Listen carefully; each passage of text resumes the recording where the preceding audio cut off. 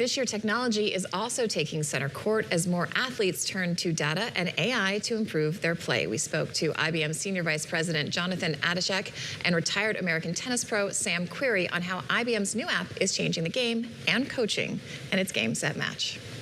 We are so excited. I mean, this is our 35th year with the U.S. Open, and they've been such a great partner at working differently and trying new technologies. And this year, we've got a lot of amazing new features. First is the live updates. So think of it as your homepage. When you log on to the app, you get what you want right away. You don't have to go navigate through.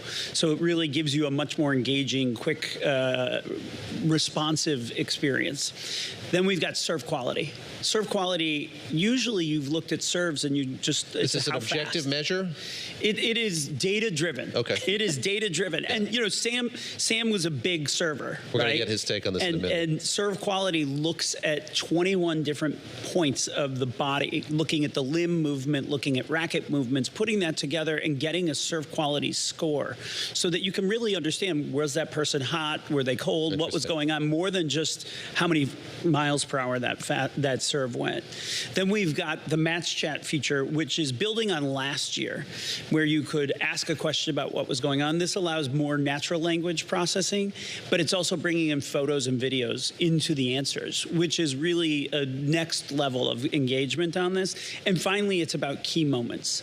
Key moments is really looking beyond just the obvious, oh, they won this set. It's looking at how long was a rally? Did a player get an ace to win a set? What are these moments, those more subtle moments, to give a better storyline to pull through so people can understand more of how the tide is changing in the match? I feel like this would be helpful for me. I do actually watch tennis, but all the other sports balls that my co-anchors watch that I do not, when we have to recap the game, I could just read it off the AI and then be like, what were the key moments? And then I could pretend that I had watched the game, but I would never do that to you. Sam, when you played, I mean, it hasn't been that long, but I feel like the data has gotten so much more aggressive for all athletes in the last couple years. Like, when you're serving, do you want me knowing exactly how good each one of your serves is, or would you rather people just kind of went off vibes?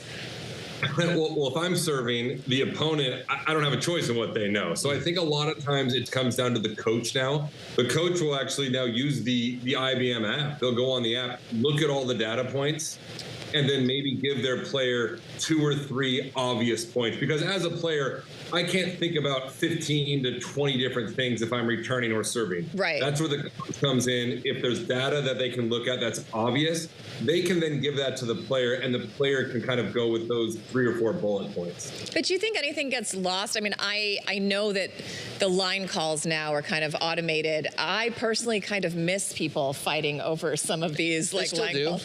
Do they still? They still put it up for a close call. Right. It seems a lot less cantankerous than it used to be. But like, Sam, do you lose any of the naturalness of the game if you're getting too data driven with some of this stuff? You know, no, I don't think. Look, the winner of the U.S. Open this year, they just put out yesterday, gets $5.5 million. You can't miss a line call by a few inches when there's that much money on the line. And going back to my previous point, yes, the data is nuts right now, right? You can have 1,000 different data points, and the players aren't going to look at all of it. But again, that's where it kind of comes down to the coach and the team. They can look at all of it and then decipher what they feel is important for a particular match or matchup, you know, for their particular player. But it's so nice for the coaches, especially, to have all this data, and they can really pull back the layers and kind of see, all right, going back to those key moments, what are the key moments of the matches? You know, if you win a rally over 12 shots, is that going to help you? If you save a certain number of break points serving at this location, is that going to help you? So you're able to just get so much deeper in the information now, and that's so helpful once it trickles its way to the players. I'm going to describe this for our listeners and for those who may have missed it, but as Sam was talking, Jonathan, you had a very self-satisfied acknowledgement there of him saying that coaches are using the IBM platform here to kind of give tips to their player. I mean, that's pretty wild. I think if, there's that's the kind crazy. of I thought it was mostly there's like the a user experience. consumer-facing part of this, but it is pretty wild to think that this is kind of determining the way that people are coached in the middle of the tournament. I didn't mean that in a pejorative way, but it's okay. We are fortunate that we've got a great partner like the USTA, like the Open, that allows us to put this data together and give it to people.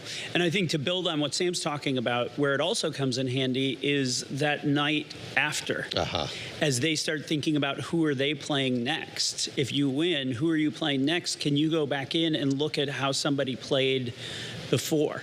How did they do in that match? What were those key moments? How was their serve quality? So you can start thinking about that and get it in a much more concise fashion. Because as Sam said, the players have a tight focus of time. But if you think about the fans who are also watching, they're really focused, and they've got a bunch of different competing things that once that match is over, they're off to looking at something else. And they might step away in the middle of a match.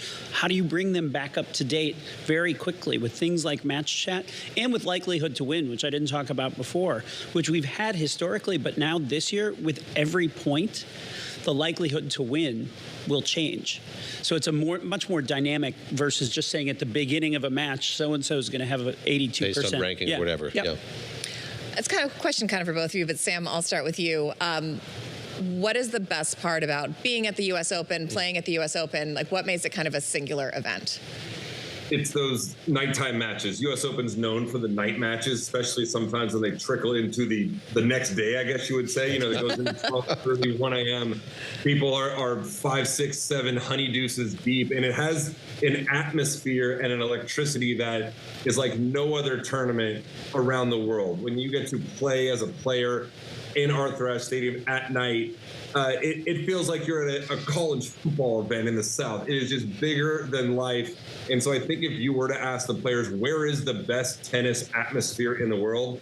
It's in New York. It's at the U.S. Open, but particularly the night session there on Arthur Ashe Stadium.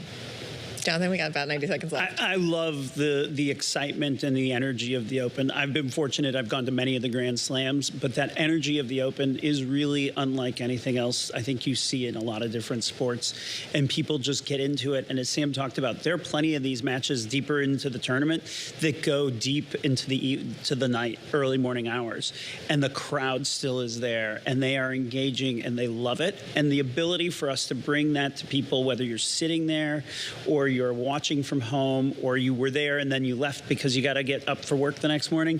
The app is a new way. We take this information to 14 million people around the world every year.